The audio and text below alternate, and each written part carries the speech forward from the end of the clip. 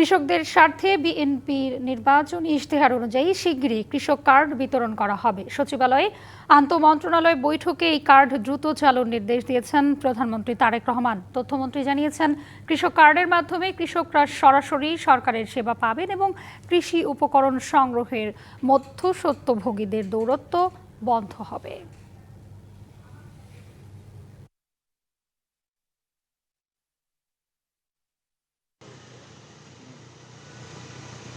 সোমবার সকাল 9:30টার পর সচিবালয়ে নিজ কার্যালয়ে যান প্রধানমন্ত্রী তারেক রহমান।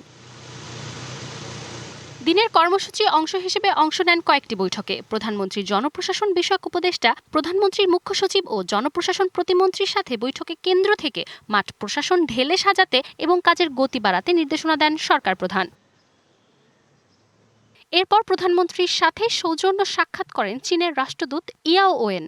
দুই দেশের স্বার্থ সংশ্লিষ্ট ও কূটনীতি ও বাণিজ্যিক সম্পর্ক আরও কিভাবে বাড়ানো যায় আলোচনা হয় সে বিষয়ে। প্রধানমন্ত্রীকে চীন সফরে আমন্ত্রণ জানান রাষ্ট্রদূত। ওনাকে আমন্ত্রণ জানানো হয়েছে চায়না ভিজিটের সময়সূচি, ওইগুলা তো আর ঠিক হয়নি। এটা তো প্রধানমন্ত্রীর এখতিয়ার। ওনার অনেক ডোমেস্টিক প্রায়োরিটি আছে, ওইগুলোর পরে যখন বিদেশ সফর শুরু করবেন তখন উনি ওনার এই চায়নার আমন্ত্রণ বিবেচনায় করবেন। আমন্ত্রণ দেওয়া হয়েছে, টোটালি সৌজন্যমূলক সাক্ষাৎ এবং একটা দ্বিপাক্ষিক সম্পর্ক কিভাবে এগিয়ে নেওয়া যায়। চায়না দীর্ঘদিনের বাংলাদেশের বন্ধু।